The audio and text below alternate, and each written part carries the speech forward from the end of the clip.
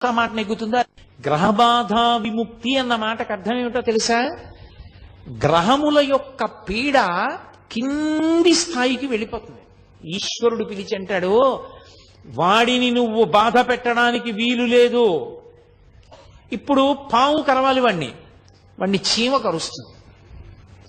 అంటే గ్రహం ఈశ్వరుడి మాటని బట్టి బాధించడంలో కింది స్థాయికి వెళ్ళిపోతుంది.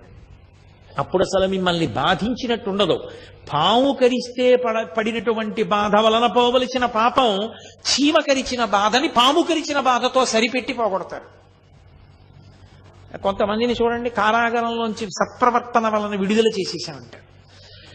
మనం ఎన్నుకున్న ప్రభుత్వానికే అంత అధికారం ఉంటే పరమేశ్వరుడికి గ్రహములను ఆదేశించడానికి అధికారం ఉండదని మీరు ఎలా అనుకుంటున్నారు?